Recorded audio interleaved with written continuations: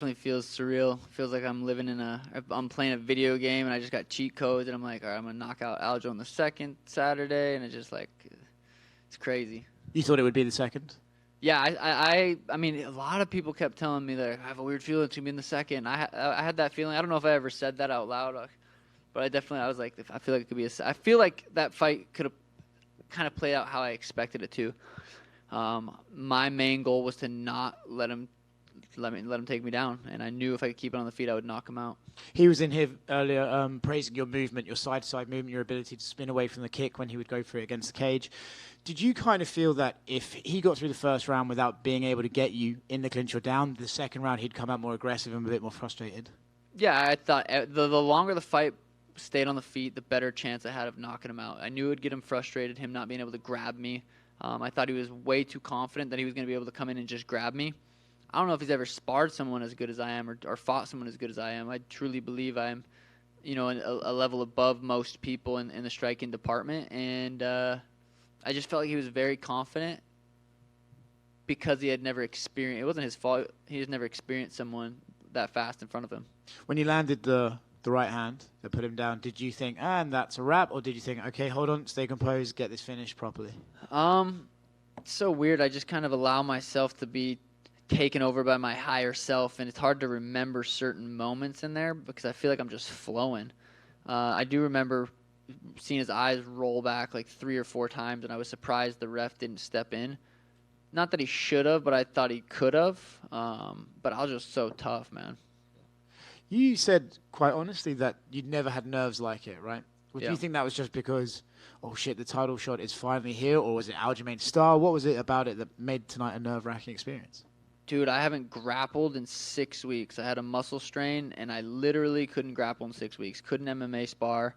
I was the main event in Boston. There was no shot I was pulling out, but we haven't grappled in 6 weeks. 6 weeks from the date from today, I hurt I had a muscle strain right under my rib, and I couldn't grapple. And so coming into this fight, fighting Aljo, every time I did interviews and I was saying it's life or death, I cannot get taken down. It was because I didn't know if this would hold up, and it's fucking sore right now. And I don't know if it was from a kick or just from the little bit of scramble or the little bit of grappling we did, but it's definitely like it's not super painful, but I definitely feel it. So dealing with those mental demons coming into this fight, knowing I was injured-ish, like I literally, we didn't grapple one day in the last 6 weeks. Didn't grapple at all fight week, and I kept saying in every interview, it's life or death if he takes me down, and I was kind of referring to that, but I wasn't, going to come out and say I'm injured. So to know that you went in the cage with the nerves and came out with that belt, you must have a sort of sense of, I can pretty much do anything if I really put my mind to it. Yeah, crazy sense of relief that it's just like, holy shit, I got through that. I didn't get taken down, and it's like I knew the odds. I knew I was capable of it 100%. I've had really good sparring days before that where I was really good at not getting taken down. So I knew I was capable of it, but I'm like, the odds of me not getting taken down once in 25 minutes aren't very high, especially against such a good grappler. So the fact that it just played out like that is just mind-blowing. You pretty much called your shot next, right? You want a rematch with Chito Vera later this year? Yeah, I thought, let's shoot a promo, but we'll see. He just the way he acts, he's so annoying. Just like he's not funny, and he tries to be. He's so ugly. He dresses like an idiot. It's like, God, do I really have to give this guy an opportunity? But I'm like, well, I'll probably just go out there and whoop his ass, make a lot of money, so I could. So yeah, that could be it. I also wouldn't mind knocking out Gervonta Davis, and I know people are gonna go, oh, you want to be Conor. I'm telling you, that fight is gonna happen. Stick to MMA. Should you beat Chito, would you need to do a trilogy, or would you consider that 2-0? No, it would be 1-0. I feel like we've never even fought. I'm not. When I count my record of 18-0 now, that's not even, that Chito fight is not even on there. That's not even a. It's nothing. The Sugar State Athletic Commission completely cleared that of everything, and that fight never even happened. Aljamain Sterling said he wanted to do an immediate rematch. That's his main priority. Thought he's going up to 45. These weight cuts are too hard. No, he says he'd like to fight. Oh. Next question. And as far as Chito, obviously you guys have history, but how big do you think that fight can be? Because it seems that it can set itself up for a big pay-per-view. Yeah, this was already what I'm being told is the biggest bantamweight fight in history. This already happened. It was the biggest fight before the fight even happened. I was hearing this, days before the fight, that this was projected to be the biggest bantamweight fight of all time. You guys think it was because Aljo was on there? Aljo versus Henry happened a couple months ago. No one said nothing about that. So me versus Cheeto rematch would be fucking massive. Yeah. How much do you think that belt's gonna help you like boost your profile and stardom? Like, what do you think the ceiling is here?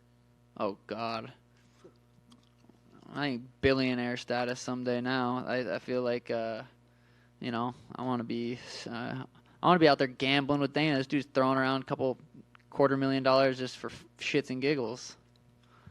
And back to your comments on Gervonta Davis. Boxing, we're talking about your. Oh, of course. You wanna cross over and box him. I would love to. He's fucking this tall, dude. I would love to go out there and box him. You've seen him in person, right? Like you guys have had interactions. I've never seen him in person. Oh, okay. No. Yeah. How far do you see that happening? Like in the near future? I mean, I feel like it could happen sooner than later. But I also know, like, okay, UFC is down to get behind stuff like that if it's big enough. I mean, with that performance, we're getting close. But maybe I have to go out there, win a couple more fights, win another belt. I don't know if he's even considered a big enough star for the UFC to let that happen. But it'll happen. And people always, I mean, I said this was going to happen years ago, and I got so much shit saying I was going to be the champ, I'm going to be the next big star, I'm going to be this, I'm going to be that. I got so much hate and shit for it, but look at me now. Yeah. Lassie, are you getting any tattoos to, sort of? I might get champ on my face somewhere. Yeah? Yeah. Sean, I'm curious, how did you think the first round went in terms of I dominated that first round. He didn't touch me. I ran into a door earlier this week. That's why my nose is red. I was water loading because fight week, you get a water load, drink so much water. So I was getting up to pee in the middle of the night. Boom, ran right into a door. So that's why my face is a little bit red. But no, he threw a lot of leg kicks. A lot of them were just shin to shin. So I'm like, they didn't really do much as far as like he shouldn't. I don't know. What do you guys think? My goal was don't take me down in the first round. I'm gonna knock you out. So the judges all three scored it for him, 10-9. What did they score the second round? And I'm sure you're going to get this comparison all the time, but DC even brought up the split screen of your KO next to Connor's KO with Aldo because it was the same cross and lunging in. So are you prepared for even more comparisons with Conor McGregor? Yeah, I mean, Connor's a high-level striker. I'm a high-level striker. I was even like when I was in the octagon and he was making his walkout, boom. I'm sure people will find the replays of it. I was stepping back, throwing that right hand the exact same way it landed. I say you make one mistake with me, and I'm going to find your chin, and it could be over. And it was. And outside of Cheeto, are there any other bantamweights that even interest you in terms of like that? Like you see that like that could be a very big fight on like a massive level. Gervonta. Sean, over here to your right. You were probably warming up for your fight. Did you see Cheeto's fight tonight? Did you watch any of it? Hell no. I'm not going to waste my time watching that. No, I was in the back. I looked up about 15 seconds out of the whole fight. I don't really like watching fights before my fight.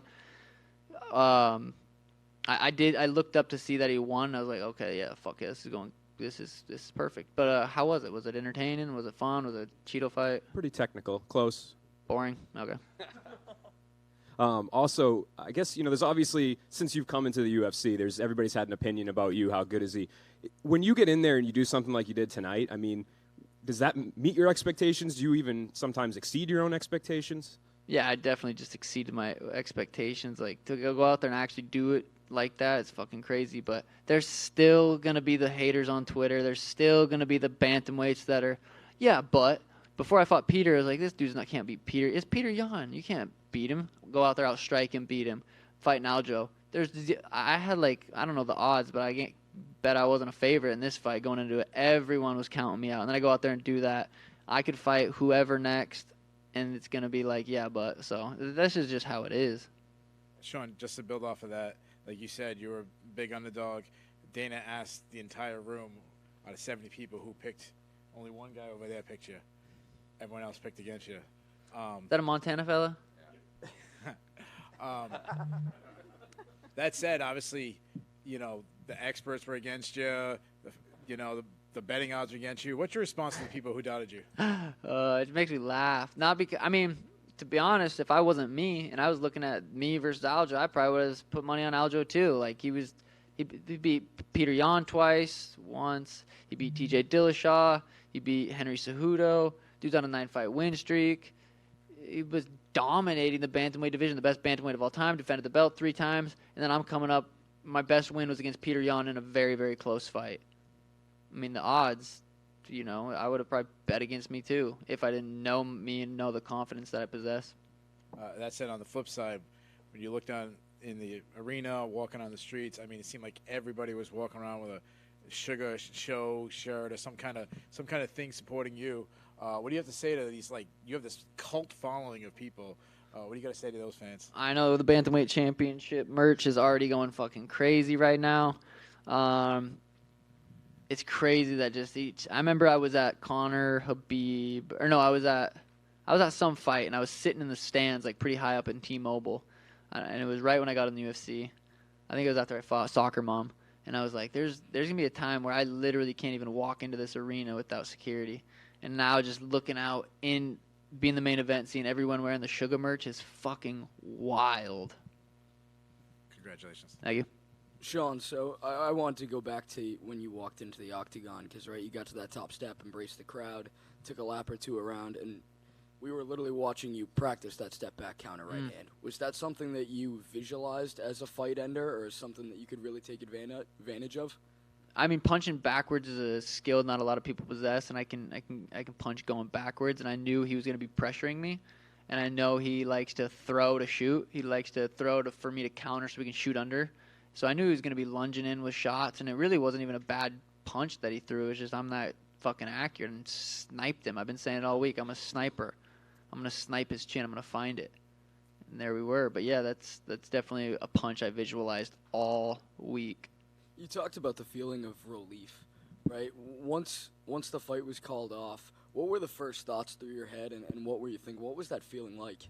Is this real? Am I going to fucking wake up in my hotel bed, be pissed off that this isn't real? Like, was this really fucking happening right now? Did that really just happen the way I pictured it and planned it to happen? Am I in a fucking movie?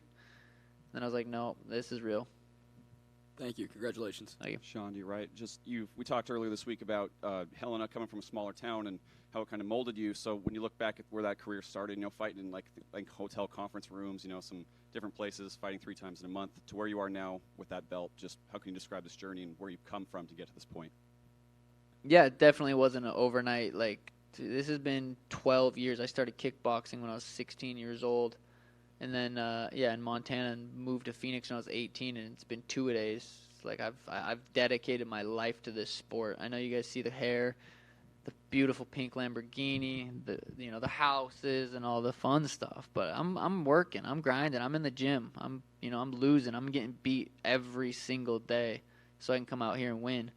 And but being from Montana, it molded me for sure. Does that grind make this more special? Just knowing that it wasn't an orthodox? 100%. It wouldn't feel like this if I just got lucky. I don't feel like I got lucky. This is skill and hard work. Just looking at the timeline, a lot of folks in Montana holding watch parties at bars, places like that. Hell yeah. What do you say to those folks back home? I hope they were recording it because I want to fucking watch. And then just last question for me, just, in that moment with your family and their big hugs for everybody all around, they all get to celebrate. Just how can you even describe that moment? Yeah, I'm glad they got, good seats right there and were able to be in the octagon with me after. It's a moment I've been thinking about for a long time, and to see the shock on their face, like, holy shit, he did it. Like, it was really cool to be able to embrace that with them. Thanks, Sean. Right Congratulations. here, Sean. Congrats, champ. Thank you. One question for me. In your humble opinion, are you going to be on SportsCenter Top 10 tomorrow morning? Da-na, da-na-na. Yes. Sean over here. Congratulations on the win. So obviously coming from Montana, that's a big fight state. I mean, you got Kai Stewart who won the BKFC championship. Next question. Oh, That kid sucks. oh, fair enough. He's in my DMs talking shit. I'm like, what? I don't even know this kid. But nevertheless, as far as that's concerned, how did the people respond in Montana from your victory? Yeah, I'm sure they're pumped. I've had probably 20 fights in Montana as an amateur boxing, kickboxing, MMA. I fought literally multiple times a month for a couple of years, and I got a lot of experience and a lot of confidence from those fights.